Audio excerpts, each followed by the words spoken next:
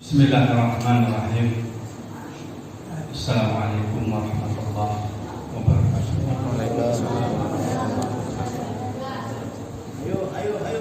Alhamdulillahirabbil alamin. Wassalatu wassalamu ala nabiyyina karim Muhammad bin Abdullah Shadiq wa Abdul Amin. Asyhadu an la ilaha illallah wahdahu la syarika lahu. وأشهد أن محمدا عبده ورسوله صلى الله عليه وعلى آله وصحبه والتابعين وتابع التابعين ومن تبعهم بإحسان إلى يوم الدين. يا أيها الذين آمنوا اتقوا الله حق تقاته ولا تموتن إلا وأنتم مسلمون. يا أيها الناس اتقوا ربكم الذي خلقكم من نفس واحدة وخلق منها زوجها وبث منهما رجالا كثيرا ونساء واتقوا الله الذي تساءلون به والأرحام إن الله كان عليكم رقيبا. يا أيها الذين آمنوا اتقوا الله وقولوا قولا سديدا يصلح لكم أعمالكم ويغفر لكم ذنوبكم ومن يطع الله ورسوله فقد فاز فوزا عظيما. فإن أصدق الحديث كتاب الله وخير الهدي هدي محمد صلى الله عليه وعلى آله وسلم وشر الأمور محدثاتها فإن كل محدثة بدعة وكل بدعة ضلالة وكل ضلالة في النار. قال الله تعالى في كتابه الكريم وهو السميع العليم. أعوذ بالله من الشيطان الرجيم. أرأيت الذي يكذب بالدين فذلك الذي يدعو اليتيم ولا يحض على طعام المسكين فويل للمصلين. وقال تعالى أيضا إن الصلاة تنهى عن الفحشاء والمنكر. Ikhwan fiddin, jamaah kajian sifat salat Nabi yang saya hormati, kita sudah membahas tentang bagaimana tahapan-tahapan kaidah-kaidah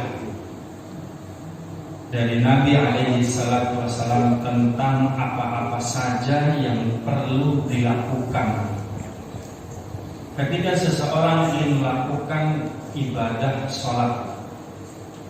Satu ibadah yang mana Nabi menerimanya tidak di muka bumi. Satu ibadah yang begitu sakral sampai-sampai beliau alaihi salatu wassalam harus menerimanya di Sidratul Muntaha. Satu ibadah yang merupakan rukun Islam yang kedua, dan satu ibadah yang Nabi katakan bahwasanya salat itu adalah tiang dari agama. As-salatu imaduddin. Salat merupakan tiangnya agama. Maka bagi seseorang yang tidak melakukan salat, maka dia sungguh telah meruntuhkan agamanya. Ibadah yang Nabi alaihi salatu wasallam dahulunya dia lakukan setiap malamnya. Sebelum beliau menerima perintah salat 5 waktu, beliau melakukan qiyamul lail setiap harinya. Maka beliau pun mengingatkan kepada kita alaihi salatu wassalam, shallu kama ra'aitumuni usalli.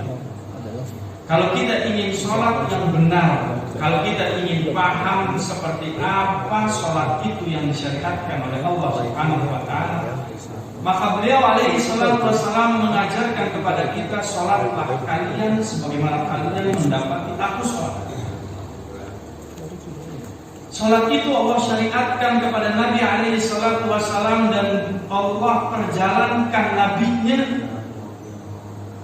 dari Masjidil Haram ke Masjidil Aqsa, dari Masjidil Aqsa kemudian Allah berangkatkan ke Sidratul Muntaha bersama kendaraan yang bernama Buraq dan dikawal oleh seorang malaikat, yang malaikat itu adalah malaikat menjadi kekasihnya Allah Subhanahu wa taala, Jibril.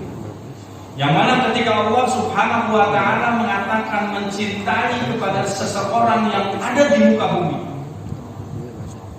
seseorang yang Allah benar pilih karena dia mencintainya, maka Allah Subhanahu wa taala akan mengatakan kepada Jibril, wahai Jibril, aku mencintai si fulan karena amalan-amalannya.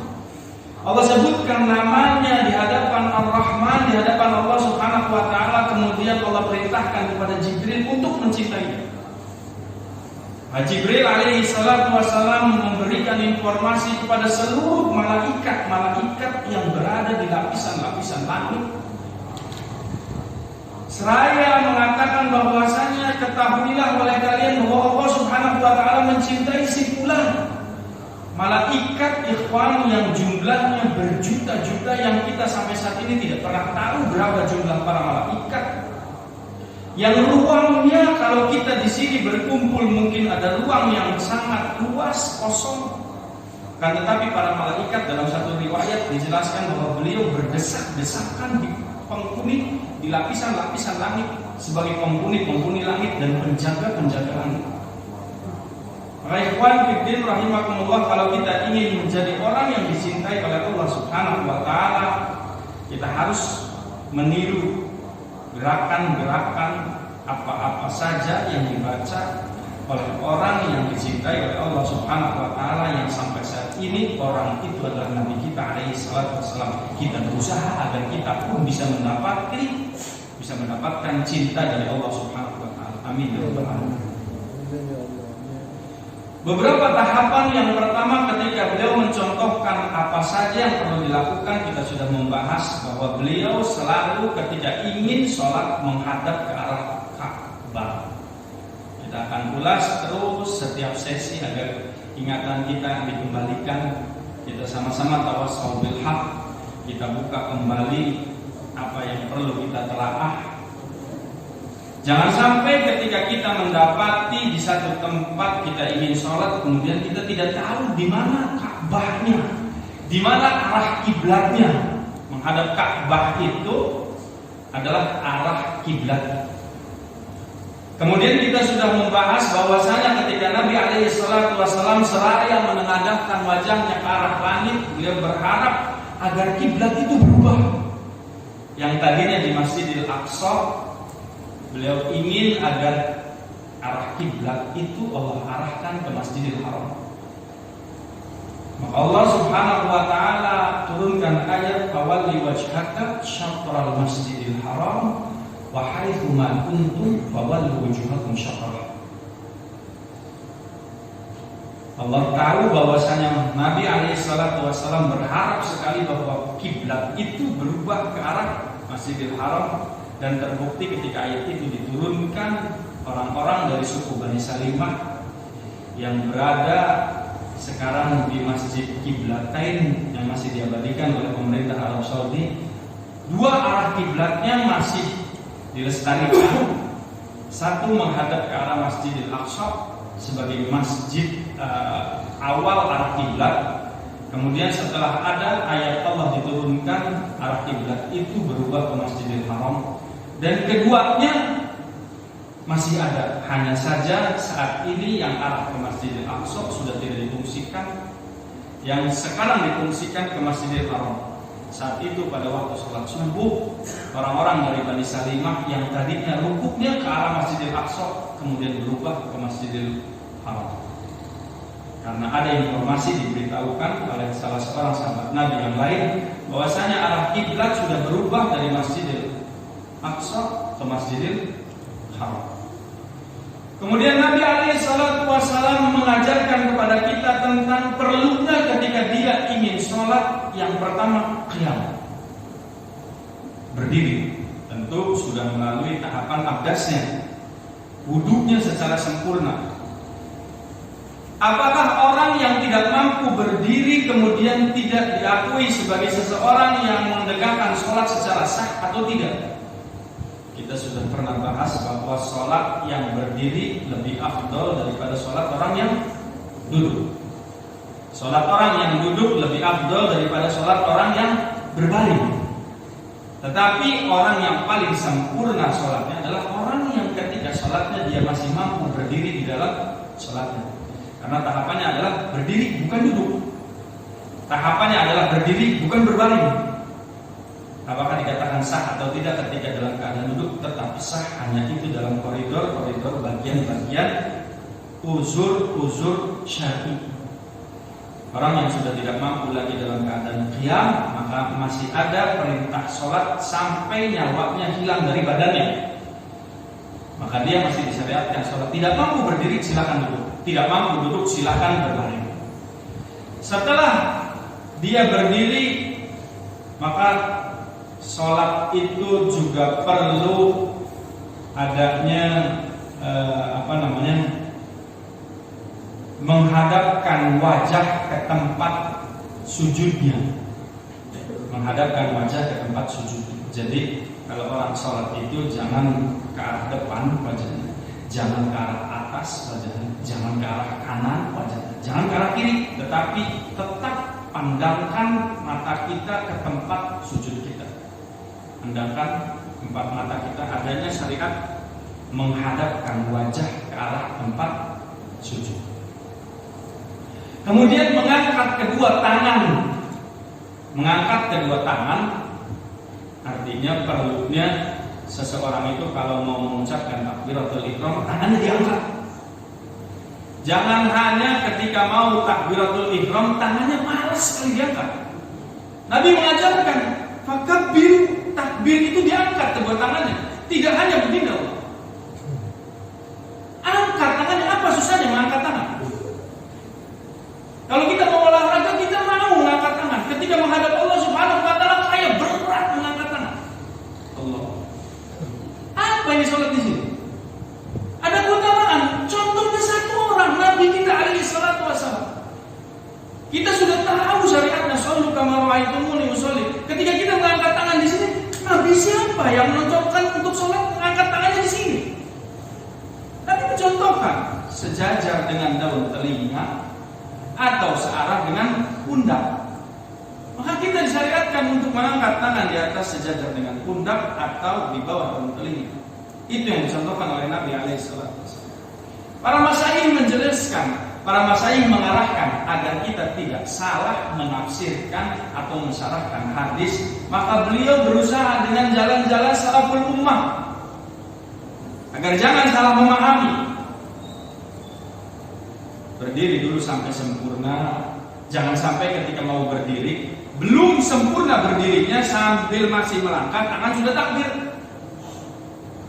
Sempurnakan dulu berdirinya, qiyamnya, baru diangkat kedua tangannya. Allahu Akbar. Boleh gerakan tangan terlebih dahulu, kemudian diikuti dengan pelafalan bacaan tangan dulu, kemudian lisan baru berbicara Allahu Akbar. Boleh lisan dulu berbicara, baru kemudian tangannya bergerak Allahu Akbar, baru ininya. Boleh juga berbarengan, 3 syariat. Kemudian posisi tangan di atas tangan kanan itu di atas tangan kiri. Selalu dalam keadaan di atas tangan kiri, tangan kanan.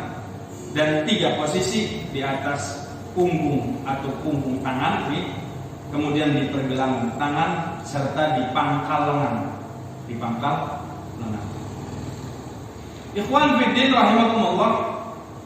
Kalau sudah seperti itu adanya, maka apa-apa saja yang membatalkan sholat sudah kita juga lewati, yaitu kencing, yaitu buang angin, yaitu keluar mandi, membatalkan ketika sholat, atau keluar mani.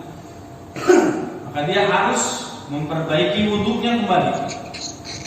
Atau dia dilewati oleh seorang wanita yang haid, ataupun dilewati seekor binatang, kambing hitam, anjing, ketika di hadapan dia tidak ada sutranya. Setelah sudah sampai dalam tahapan-tahapan seperti itu, maka kita akan memasuki gerakan bacaan salat sudah, bersedekap sudah, mengangkat kedua tangan sudah, memandang ke tempat sujud secara khusus sudah. Kita memasuki bab yang baru, yaitu doa-doa iftitah. Apa-apa saja doa-doa iftitah, apa-apa saja doa-doa yang Nabi ajarkan ketika hendak memulai sholat. Doa-doa iftitahnya. Yang pertama yang beliau contohkan ada satu keterangan dulu dari beliau alaihi salatu wassalam dalam hadis yang diriwayatkan oleh Imam Abu Dawud dan Imam Hakim. Kata Nabi alaihi salatu wassalam, la tatimmus shalah, tidak sempurna. Taman itu sempurna. La tatimmus shalah li ahadin, bagi seseorang, minan nasi hatta yukabbir wa yahmadallah jalla wa azza wa yuthni alaih wa yaqra'a bima tayassara minal Qur'an. Kata Nabi alaihi salatu wasallam, tidaklah sempurna salat seseorang sebelum ia bertakbir. Jadi diawali dengan takbir. Salat itu satu gerakan yang diawali dengan takbir, yang di dalamnya isinya bacaan-bacaan, wirid-wirid dan doa, dan ditutup dengan salam. Itu adalah salat. Kemudian memuji Allah Azza wa Jalla serta menyanjungnya dan membaca ayat-ayat Al-Quran yang dihafalnya. Jadi kalau kita tidak hafal, sejatinya walaupun ada beberapa pendapat qaulul ulama bolehnya seseorang memegang Al-Quran ketika di dalam sholatnya, tetapi perintah Nabi menghafalnya. Maka kalau kita tahu di dalam satu surat surat Al-Muzammil, di ujung surat itu ada ayat faqra'u ma tayassara minal Qur'an. Bacalah oleh kalian apa saja yang kalian mudah untuk membacanya. Artinya yang sudah kita hafal. Lain kalau seperti memang para imam hafalannya banyak karena memang sering sudah murojaah. Ketika imam itu untuk memimpin sholat ada yang terlupa, dia tinggal mereview kembali, mengingat kembali apa yang sudah dihafalnya. Kalau kita dalam keadaan belum menghafal di dalam satu surat, jangan coba-coba untuk memaksakan membaca surat yang kita tidak hafal. Karena perintahnya faqra'u ma tayassara minal Qur'an. Perintahnya dari Nabi alaihi salatu wasallam, bima tayassara minal Qur'an. Apa yang kalian sudah mudah untuk menghafalnya. Kita bacanya surat Al-Kafirun, bacanya surat Al-Ma'un, kita bacanya surat Al-Qari'ah. Kok tidak ganti-ganti bacanya surat-surat? Tidak apa-apa, karena memang itu yang kita hafal. Makanya kita usaha untuk menambah hafalan apa yang bisa kita hafal. Ada waktu kesempatan luang, apa lihat satu ayat lumayan, satu hari hafal satu ayat, tidak apa. Kan fadilahnya buat kita. Nabi alaihi salatu wasallam mengatakan hafalan Al-Quran itu seperti kalian melihat orang yang sedang memegang tali kekang unta. Kalau dia tidak diikat maka dia akan hilang. Dari gini. Coba antum pernah tidak merasakan ada surat yang sudah sering dibaca, hafal awalnya, tetapi ketika berjalan sekian lama waktunya kita tidak baca lagi surat itu berbulan-bulan, mungkin bilangan tahun, hilang dari ingatan. Pernah tidak seperti itu? Sering. Karena sudah jarang kita baca. Coba kalau kita baca lagi, kita murojaah lagi, kita baca lagi, ingat, nempel di ingatan, mudah untuk mereviewnya karena sering kita baca. Ketika kita tidak baca, hilang tuh ayat Al-Quran yang tadinya kita hafal. Maka ikhwan fiddin rahimakumullah, Nabi katakan baca ayat-ayat Al-Quran yang mudah dihafal. Contoh pertama, doa iftitah. Kita belum masuk di dalam kajian tentang perlunya membaca ta'awudz sebelum sholat, sebelum membaca Fatihah. Maaf, sebelum membaca Al-Fatihah ada syariat untuk membaca ta'awudz. Kita lihat dulu bacaan iftitah yang pertama yang beliau contohkan. Ada sampai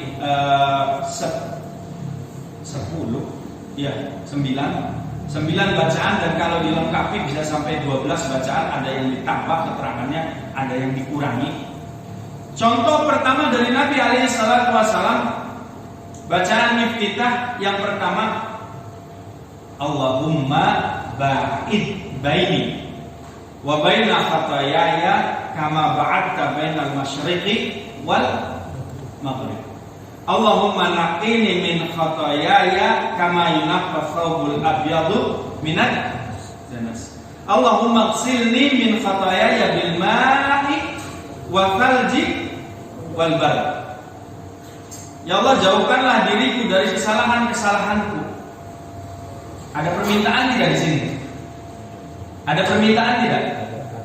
Ada. Ya Allah, jauhkanlah diriku dari kesalahan-kesalahanku. Ba'id baini wa baina khataayaya, sebagaimana Engkau telah menjauhkan timur dari barat. Satu di timur, satu di barat. Jauh tidak? Jauh tidak? Jauh. Baik. Ada anak calon mahasiswa pengen tes UTBK saringan masuk perguruan tinggi negeri skala nasional se-Indonesia. Tesnya kebetulan dapatnya di ITB, di Ganesha.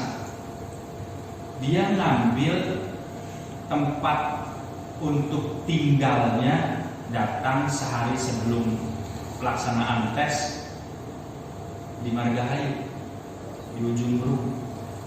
Kira-kira timur dengan barat gitu, utara dengan selatan gitu. Kan jauh waktu. Berarti daya tempuhnya dia harus memasuki beberapa daerah-daerah yang gak keburu. Itu jauhnya seperti itu. Timur dan barat, kita berharap agar kesalahan-kesalahan kita itu Allah jauhkan seperti antara layaknya timur dan barat. Kalau dia dapat tempat lokasinya di ITB, sudah selayaknya tempat untuk dia persiapkan tesnya yang dekat. Logikanya, kita berharap agar kita itu dijauhkan, sebaliknya dijauhkan dari kesalahan-kesalahan kita. Seperti Allah menjauhkan antara tempat timur dan barat, ada permintaan kepada Allah Subhanahu wa taala. Yang kedua, Allahumma naqini min khataayaya kama yunaqqa thawbul abyadu minad danas. Kita minta lagi kepada Allah Subhanahu wa taala, ya Allah, bersihkanlah aku dari kesalahan-kesalahanku seperti kain putih yang dibersihkan dari kotoran. Ada kain putih, baju seragam, kena percikan lumpur, nempel. Kalau kita cuci, baru hilang. Kain putihnya lembaran catatan kitab kita, kotorannya adalah dosanya kita. Kotorannya dosa kita nempel. Kita minta pada Allah Subhanahu wa taala agar kain putih tadi yang dikenakan, yang sudah ada fleknya, yang sudah ada kotorannya, minta kepada Allah Subhanahu wa taala agar dosa-dosa kita itu dianalogikan, berarti diasumsikan, supaya Allah Subhanahu wa taala mencucinya dari seperti kain putih yang tertempel oleh kotoran. Siapa yang bisa nyuci dosa kita? Apa kita bisa nyuci dosa kita sendiri? Sudah dosa. Atau kita beranalogi seperti orang-orang Nasrani tinggal menghadap pendetanya, menghadap rahibnya, datang satu box pengakuan dosa, selesai. Bersih lagi, dapat legalitas lagi untuk berbuat maksiat lagi. Nasrani ada pengakuan pensucian dosa, masuk satu box menghadap rahibnya, pendetanya, ketika sudah mengakui dosanya, sudah dia nyatakan bersih dari dosa. Tidak perlu menghadap Tuhan Yesus, tidak. Asal ketemu saja dengan rahimnya, selesai. Keluar dari bab tadi, bersih lagi. Islam tidak. Islam mengajarkan kepada kita, Nabi SAW, untuk minta langsung kepada Zat Rabb yang menciptakan kita, yang menciptakan langit, yang menciptakan bumi, yang menciptakan segalanya, yang menciptakan surga dan neraka, agar dosa-dosa kita itu dihapuskan seperti Allah Subhanahu wa Ta'ala, seperti kain putih yang dibersihkan dari kotoran. Laksana kain putih yang dibersihkan dari kotoran. Kemudian di ujung bacaannya, Allahumma ghsilni min khataaya bil ma'i wa thalji. Ya Allah, cucilah diriku dari kesalahan-kesalahanku dengan air, es dan embun. Air, es dan embun. Kenapa sih mintanya dicuci dengan air, es, dan embun? Kenapa tuh? Ada yang tahu? Ada yang tahu tidak? Karena air adalah satu sarana, satu benda yang Allah ciptakan, yang berfungsi untuk bisa membersihkan semua barang yang melekat, yang bersifat kotor. Es adalah air yang dibekukan. Embun adalah sesuatu yang Allah bentuk yang nantinya menjadi air. Zatnya sama. Jadi kita berharap agar Allah Subhanahu wa Ta'ala menyucikan dosa-dosa kita, kesalahan-kesalahan kita, seperti Allah menjauhkan timur dan barat. Seperti layaknya pakaian kotor yang putih yang sudah terkena flek kemudian dicuci, bersih lagi, kembali putih lagi. Seperti adanya sesuatu yang kita basuh dengan air, dengan es, dan dengan salju, atau dengan doa iftitah yang pertama. Yang kedua, yang ini mungkin banyak dipahami oleh kita, bacaannya pendek, tapi aslinya bacaannya cukup panjang. Ini banyak di kesalahan-kesalahan kita ini, orang-orang yang memahami bahwa ada bacaan doa iftitah dibaca pendek, tetapi aslinya contohnya dari Nabi cukup panjang. Apa itu? Wajahku, wajhiyah. Itu kan kita diajarkan dari kecil. Dari TK, di SD ketemu lagi, diajarkan lagi wajahtu, wajhiyah, gitu ya. Lilladzi fataras samawati wal arda hanifan muslima wa ma ana minal. Inna sholati wa nusuki wa mahyaya, sungguhnya sholatku, ibadah sembelihanku, hidupku dan matiku lillahi rabbil alamin. Kemudian la syarika lahu wa bidzalika umirtu wa ana awwalul muslimin. Sampai situ. Nah, ini kan banyak kesalahan-kesalahan yang kita lakukan baru pada tahap doa iftitah, belum di tahapan membaca Al-Fatihah. Nanti ada polemik, ada perbedaan, ada pandangan ikhtilaf di kalangan ulama. Apakah membaca Al-Fatihah itu disirkan bacaan basmalahnya atau tidak? Waduh, itu Masya Allah polemik ini. Satu Imam Asy-Syafi'i berpandangan seperti ini, yang satu Imam Ahmad berpandangan seperti ini. Semua bidalil. Kalau kita kan kadang-kadang ngobrol memaksakan kehendak, menyampaikan sesuatu, tapi kita kurang bisa menyampaikan dalilnya. Kalau para imam mazhab ketika mereka berselisih, berikhtilaf itu, dalilnya diutarakan masing-masing. Kita kan padu kuat untuk berseteru, tapi tidak mengutarakan dalil. Tidak keluar dari lisan kita apa sih dalilnya. Di sini dijelaskan bahwasanya bacaan wajahku itu tidak hanya pada titik berhentinya itu pada awal muslimin, tetapi disambung kembali keterangan Allahumma antal malik, Allahumma antal malik, la ilaha illa anta, subhanaka wa bihamdika, anta rabbi wa ana abduka dhalamtu nafsi wa i'taraftu bi dhanbi.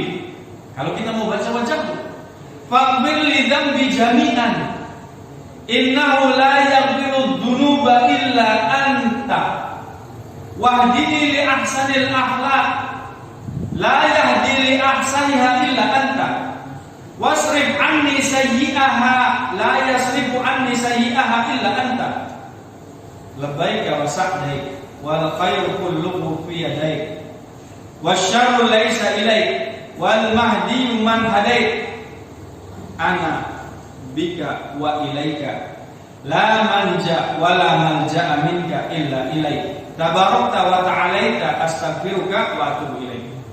Tuh bacaan wajahku tuh segitu panjangnya. Jadi tidak sampai titik henti di yang mana biasa kita nih wa ana awwalul muslimin. Tidak boleh sepotong. Nabi tidak mencontohkan sampai awal muslimin, tidak. Nabi mencontohkannya sampai ilai, panjang. Dan semua ini adanya bacaannya, tidak ada permintaannya. Kalau yang tadi pertama ada permintaannya tidak? Banyak kita minta. Allahumma ba'id baini wa baina khalqik. Kita minta sama Allah kan. Tetapi contoh bacaan yang kedua ini pujian semua pada Allah. Inni wajjahtu wajhiya lilladzi. Semua muji. Kita tidak minta. Lebih utama yang mana? Kita minta sama Allah. Apa ini tidak utama? Betul, ini juga dicontohkan, tapi tidak ada permintaannya kepada Allah. Kan kita tuh sholat tuh minta juga sama Allah. Minta tidak sama Allah? Minta tidak sama Allah kita? Minta. Apa yang kita minta? Agar setiap selesai sholat Allah bersihkan dosa-dosa kita. Allah sucikan kita. Allah hapus aib-aib kita. Dan ketika kita sudah bisa menegakkan sholat, sholat itu bisa mencegah kita dari perbuatan keji dan bukan. Karena di Al-Quran inna sholata tanha 'anil fahsya'i wal. Kalau kita benar sholat kita, sejatinya kita melakukan kemungkaran itu seperti ada yang nahan, ada tiangnya, ada pondasinya di bawah. Makanya Nabi katakan as-sholatu iman. Sholat itu tiang dari agama. Tapi banyak dari kalangan kita yang sudah melakukan sholat, Allah katakan fawailul lil musallin. Celaka bagi orang-orang yang sholat. Sudah sholat tapi dihukumi sama Allah orang yang celaka yang sholat. Kalau kita memahaminya sepotong, orang-orang yang belum mau sholat, wah sholat bercelaka, bismillah. Sing sholatnya daripada celaka, omongin sing beli. Memahaminya sepotong. Padahal di ayat-ayat selanjutnya, alladzina hum an sholatihim. Allah jelaskan dulu orang-orang yang celaka di dalam sholatnya itu yang lalai di dalam sholatnya. Sholat, betul sholat. Tapi mau sholat asar jam 5 lebih seperempat, lalai tidak? Lalai.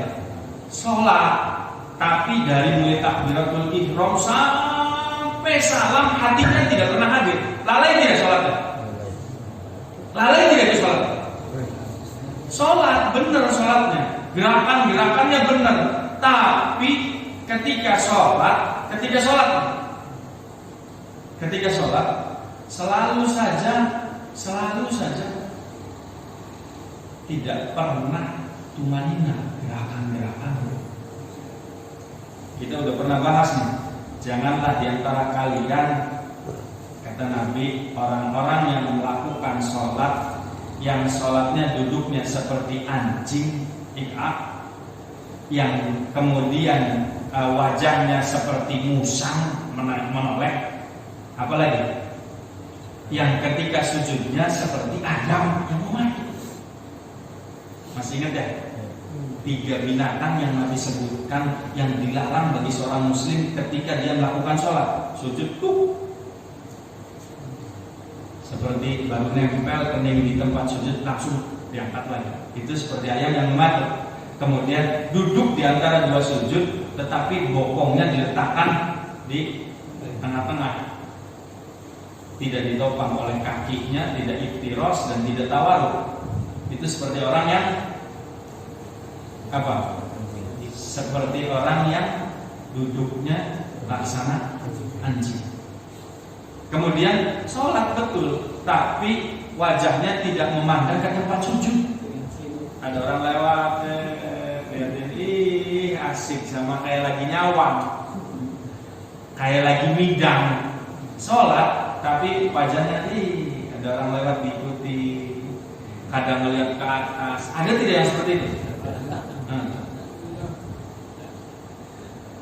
Maka ikhwan fiddin rahimakumullah, itu 2 contoh bacaan iftitah yang sudah kita ulas.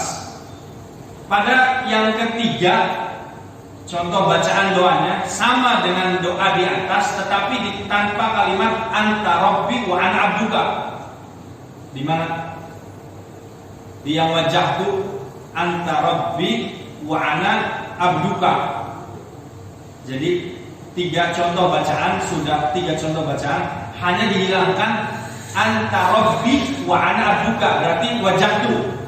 Di wajahku ada bacaan yang ada anta rabbi wa ana abdukanya, dan ada yang Nabi contohkan tidak ada anta rabbi wa ana abdukanya, tidak ada. Anta rabbi wa ana abduka. Ada contoh seperti itu. Kemudian ada tambahan kalimat Allahumma antal malik la ilaha illa anta subhanaka wa bihamdika. Berarti tambahan 2 contoh bacaan wajah. Kemudian ada lagi wa ana awwalul musliminnya,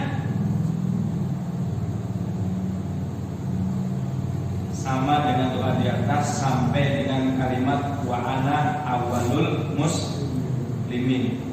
Mabruk buat bapak-bapak yang hafalnya sampai wa ana awwalul muslimin. Alhamdulillah ada contohnya ternyata. Alhamdulillah ada contoh, tapi kalau mau sempurna yang panjang tanggung. Kenapa tidak mau yang panjang mujinya?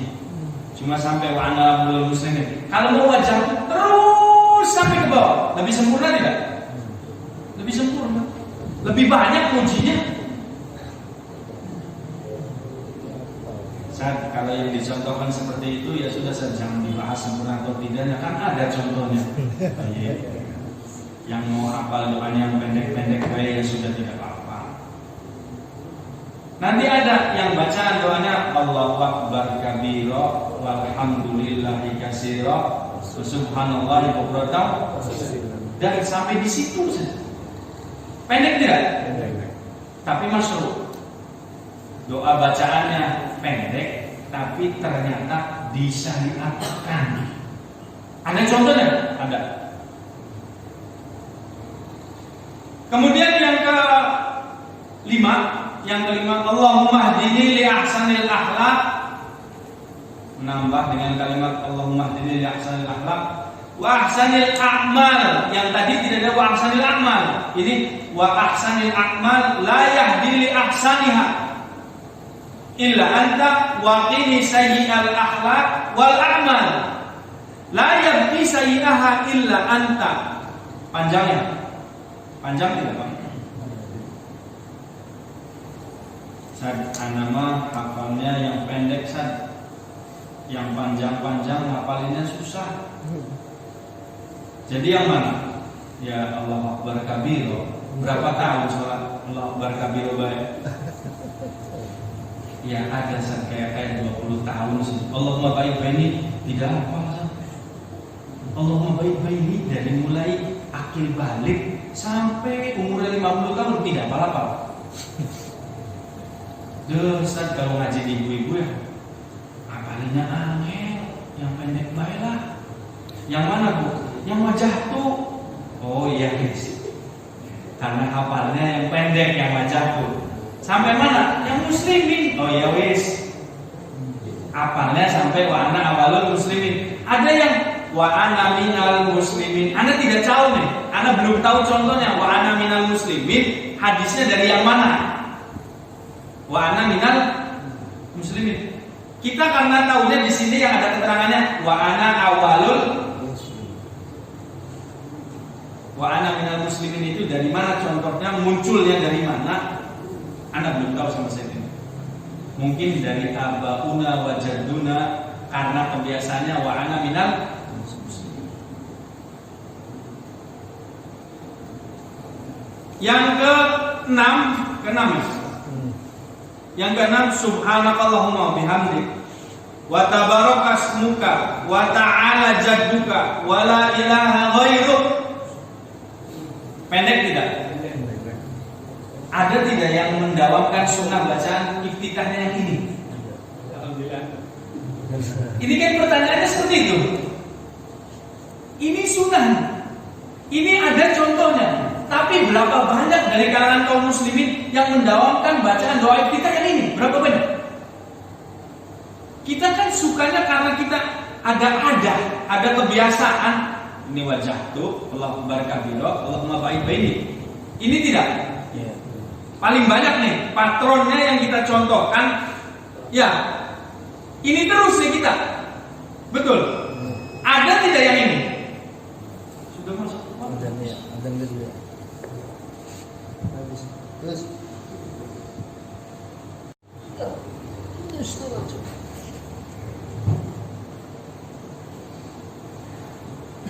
kita lanjut pembahasan kita.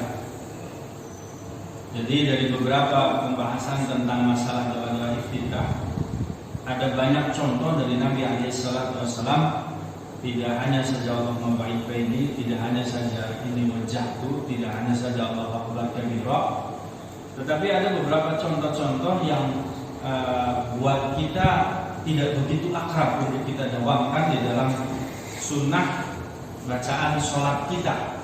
Artinya bahwa doa iftitah itu perkara bab yang sunnah untuk dibaca, tetapi berpahala untuk kita lakukan.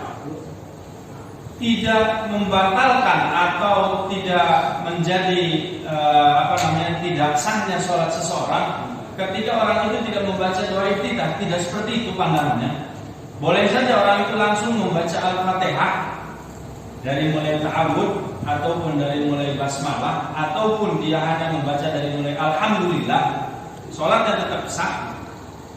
Tetapi contoh-contoh doa iftitah ini adalah contoh sunnah dari Nabi SAW, yang mana Allah Subhanahu wa ta'ala di dalam Al-Quranul Karim memfirmankan, qul in kuntum tuhibbunallaha fattabi'uni yuhibbukumullah. Katakan wahai Muhammad, kalau umat Islam itu benar-benar mencintai Allah, diperintahkan untuk mengikuti dirinya, untuk mengikuti Rasul alaihi salatu wasallam. Maka Nabi alaihi salatu wasallam mencontohkan beberapa contoh-contoh bacaan doa iftitah yang semuanya beliau baca.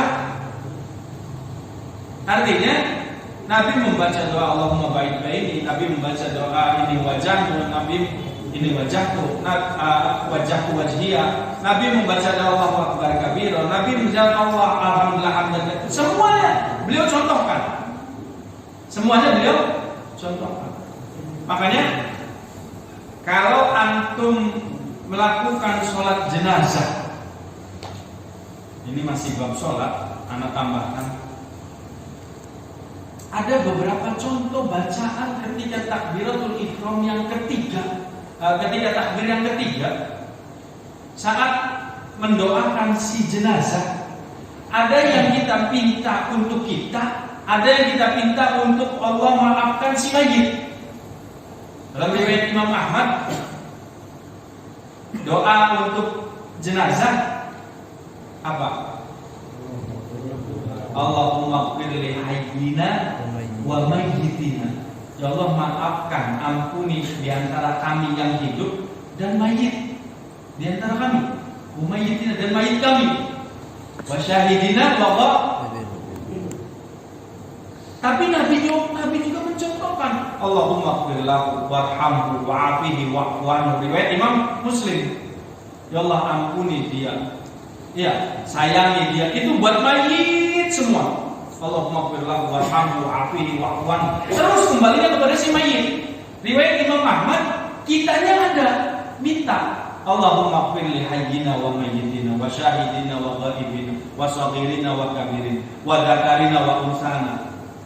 Minta pada Allah Subhanahu wa taala agar diampuni yang hidup yang mati, yang kecil yang besar, yang datang dan yang tidak datang. Ya, mintanya ada buat yang hidupnya. Ini juga doa iftitah. Nabi contohkan nih beberapa contoh. Ketika beliau mencontohkan, beliau pasti sudah melakukannya. Beliau pasti sudah mendawamkannya. Jadi beliau kadang membaca yang ini, kadang membaca yang ini, kadang membaca yang ini, kadang semuanya.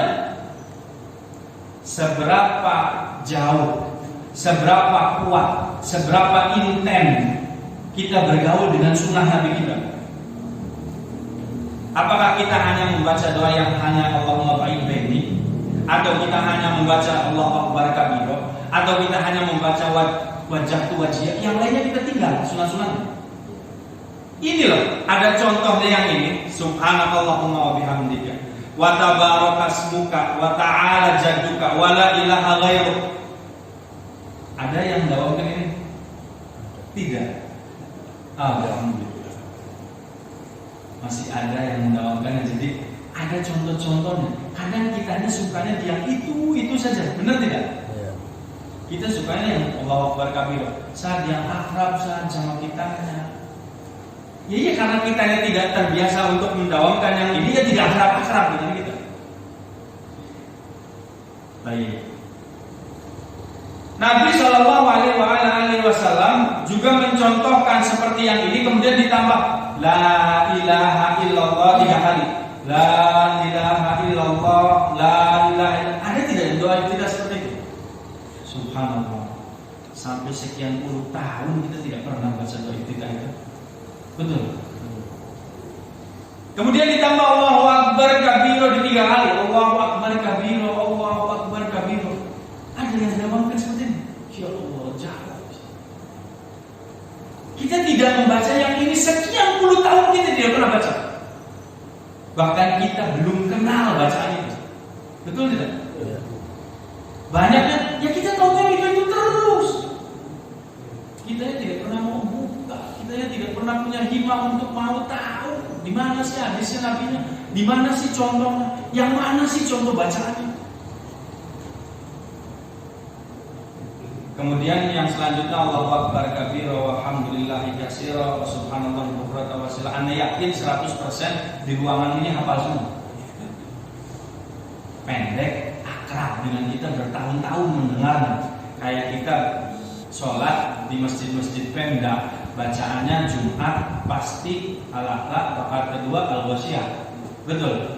Yang tidak pernah ngapali karena sering Jumatan nempel. Ya. Udah ingat terus tuh, karena setiap Jumat diulang. Sama, kita tiap sholat Allahu Akbar kabira walhamdulillahi katsira. Ya, yang pendek atau Allahumma ba'id baini. Baik. Nanti ke depan kita sama-sama mau menghafal sedikit atau banyaknya, ada usaha untuk membaca, menghafal doa iftitah yang lain. Jangan itu terus, supaya ada ziyadatul ilm, ada sunnah yang kita hidupkan. Yang lain, bukan yang itu terus ya. Bukan berarti itunya tidak boleh. Boleh. Tapi yang lainnya sih ditambah sunnahnya. Tambah himahnya untuk menghidupkan sunnah yang lain.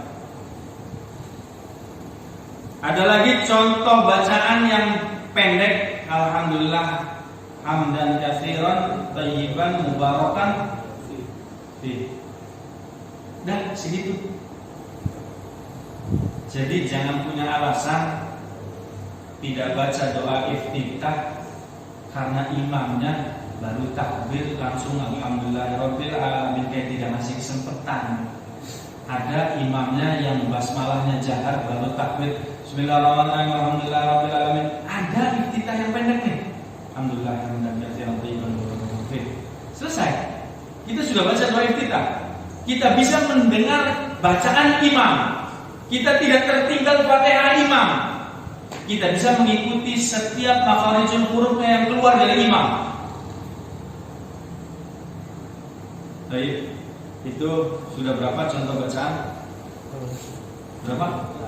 8. Mudah-mudahan nanti pertemuan selanjutnya kita akan tambah 2 bacaan, 4 bacaan ya.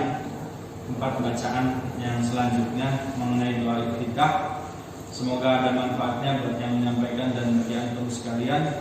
Barangkali ada hal yang ingin ditanyakan dari yang tadi kita ulas, waliyatafadhal alaikum. Kita masih punya waktu 6 menit. Kalau tidak ada, ana sambung. Ada yang mau ditanya? Tidak ada. Kalau tidak ada, ana sambung. Ya, kalau misalnya seperti itu kita hafal doa yang lain, imamnya tidak ada waktu. Kalau kita baca nanti hilang al-Fatihah buat kita yang kita bacakan. Imamnya seperti tadi Ustaz Garis baca Ibrahim al-Qadar. Bagaimana saya bisa baca misalnya Subhanallah wa bihamdika wa tabaraka ismuka wa ta'ala jidduka wa la ilaha ghairuh. Terus nanti Allahumma wajah wajhihi ila as-samawati hanifan musliman wa ma ana musyrikin inna salati wa nusuki wa sampai terakhir. Ini sudah dia Al-Fatihah sudah ini karena belum sampai ini akhirnya dia sujud rukuk, dia balik lagi dari rukuk karena baru rukuk. Gara-gara ini subhanallah, gara-gara ini baca iftitah takbiratul ihram ya Ustaz. Doa iftitah. Ayo apa lagi di masjid lain? Yang ini dulu kita ini baru baca satu iftitah dia sudah beralih dibaca surat Al-Fatihah. Ana punya jawaban dari pertanyaan antum. Apakah sholat kita hanya sholat wajib? Kan ada sholat sunnah. Antum bisa sholat munfarid, sholat sunnah. Antum bisa sholat qiyamul lail 11 rakaat dengan tanpa harus mengikuti imam. Karena antum munfarid. Di situ antum bisa menghidupkan doa iftitah yang lain yang panjang sekalipun. Kan bisa di sholat sunnah. Antum bisa qiyamul lail, antum bisa qobliyah, betul tidak? Iya. Dan tidak harus ikutin si imam karena terburu-buru antum menghidupkan sunnah yang panjang. Ketika imam itu dalam keadaan membaca Al-Fatihahnya cepat atau jeda waktunya singkat dari mulai takbir atau dari mulai awal takbir ke bacaan alhamdulillah ke bacaan Fatihah, si imam singkat, kita bisa pilih opsi bacaan doa kita yang pendek. Oh, Akbar, tidak harus memaksakan bacaan doa kita yang panjang. Kalau antum munfarid, antum hidupkan doa iftitah yang panjang. Antum sholat qiyamul lail sendiri di bait antum sendiri. Tidak ada makmum karena munfarid qiyamul lail. Antum mau baca surat Al-Baqarah setelah Fatihah pun tidak ada yang akan ngegerutu di belakang antum. Tidak menjadi fitnah bagi makmum karena tidak ada makmum. Antum sholatnya munfarid. Antum tinggal baca doa iftitah yang paling panjang sekalipun, tidak akan ada yang komplain. Antum munfarid. Tapi sunnah itu tetap hidup di antum. Betul tidak? Jadi tidak mutlak harus ketika di belakang imam anak pengen baca doa iftitahnya yang panjang. Inni wajhiya lillazi. Imam sudah ghairil maghdubi, kita masih di wa ana awwalul muslimin. Ya ketinggalan. Kalau berjamaah sih disesuaikan dengan bacaan si imam. Ketika kita berjamaah, pilih opsi yang paling pendek, tidak menjadi masalah. Allahumma ba'id baini biasanya juga cukup di belakang imam. Nanti kita akan sholat isya, coba antum buktikan, antum baca Allahumma ba'id baini, pasti cukup. pasti cukup. Antum mau baca Allahu Akbar kabira lebih cukup lagi, waktunya masih banyak. Antum baca wajah tuh sampai awal muslimin juga insya Allah cukup. Dari yang lain ada yang perlu ditanyakan? Tidak ada? Habis. Kita cukupkan kajian kita, insya Allah nanti 4 contoh bacaan iftitah ada yang belum kita bahas karena ada 12 macam doa iftitah dari Nabi SAW yang beliau contohkan kepada kita ketika hendak mengawali bacaan sholat atau setelah takbiratul ihram sebelum membaca Al-Fatihah. Subhanallah wa bihamdik, asyhadu an la ilaha illa anta, astaghfiruka wa atubu ilaik. Wa akhiru da'wana alhamdulillahi rabbil alamin. Aqulu qawli hadza, astaghfirullah li wa lakum. Assalamualaikum warahmatullahi wabarakatuh. Waalaikumsalam warahmatullahi wabarakatuh.